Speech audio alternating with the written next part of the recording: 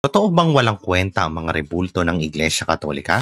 Isa sa mga walang kamatayang paninira ng mga protestante sa Iglesia Katolika ay ang patungkol sa sacred images. Hindi magiging kumpleto ang pagiging protestante nila kung di sila maninira sa Iglesia Katolika patungkol sa mga sacred images. At dahil sa gigil na gigil sila sa mga sacred images ng ating simbahan, isa sa mga kanilang bintang ay walang kwenta ang mga rebulto ng Iglesia Katolika. Maririnig o mapapanood natin ng mga ganitong mensahe na sinasabi ng mga protestante sa mga plaza, kanilang simbahan, at pati na rin sa kanilang mga social media accounts. At dahil sa isang bintang ito sa ating simbahan, malaki ang posibilidad na ang karamihang naninira sa atin ay ignorante sa mga opisyal na katuruan ng ating simbahan. Ngayon, ang tanong is, ano ang dapat nating malaman bilang mga Katoliko patungkol dito? Sa lumang tipan pa lang, makakabasa na tayo ng mga sacred images na ginagamit sa pagsamba ng mga Israelita noong araw. Nagpatayo si Haring Solomon ng isang templo at ang loob nito ay isang sanktuaryo na kung tawagin ay dakong kabanal-banalan. At sa loob naman ng dakong kabanal-banalan, dalawang imahe ng kerubin na nililok mula sa kahoy na olibo at binalutan ng ginto ang bawat isa. Ang mga ito ay binibigyan nila ng mataas sa pagpapahalaga dahil ito ay sagradong bagay na nasa sagradong lugar na may malaking papel sa pagsamba nila sa Diyos. Hindi ito magugustuhan ng ibang mga protestante dahil makakakita sila ng mga imahe at tribulto hindi lang sa dakong kabanal-banalan, bagkus pati na rin sa mga dingding ng templo ni Haring Solomon.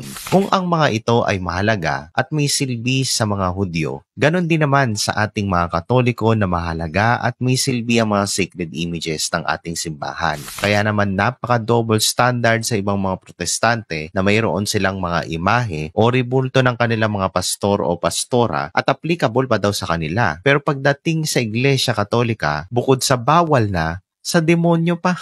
Yes, ipinagbabawal ng Diyos ang larawang inanyo ano mga Diyos-Diyosan at ito mismo ang itinuturo sa atin ng Katesismo ng Iglesia Katolika 21:29. Ngunit dapat din naman natin malaman na ang Diyos din mismo ang nag-utos o nagpahintulot na gumawa ng mga sacred images at iyon ang itinuturo sa atin ng Biblia at ng Katesismo ng Iglesia Katolika 21:30. Hindi kailanman magiging guilty ang Iglesia Katolika o tayong mga Katoliko sa bintang na sumasamba tayo sa Diyos-Diyosan. Dahil alam natin na ang dangal na ating ipinapatungkol sa mga sagradong imahen ay isang paggalang o veneration at hindi isang pagsamba na nakauko lamang sa Diyos. Ang mga sagradong imahe ay may malaking silbi sa ating mga Katoliko. Ito ay ang pagpapaalala sa atin ng kanilang mga kabanalan nung sila ay nabubuhay pa at ang kanilang kabanalan na maaari nilang gawin sa ating mga nabubuhay pa, lalo pat ang mga santong nire-representa ng mga sagradong imahe ay nasa langit na kapiling ng ating Diyos. Kaya naman kung tayo ay nananalangin sa harap ng imahe ng mga santo o ng mahal na Birheng Maria, nalalaman natin na tayo ay dumudulog mismo sa kanila at hindi sa larawan na nagre-representa sa kanila gaya ng sinasabi sa Katesismo. Kaya bilang mga Katoliko, walang dahilan upang itigil ang pagbibigay pagpapahalaga sa mga banal na imahen dahil bukod sa ito ay biblical, ito ay isang tradisyong hindi kailanman magigiba ng mga maninirang anti-Katoliko. Dahil tulad nga ng sabi ni Mr. Cures, Catholic patungkol sa mga sacred images, hindi ito walang silbi. Tanging mga unawa lamang ng mga kapatid nating anti-Katoliko ang mali at walang silbi.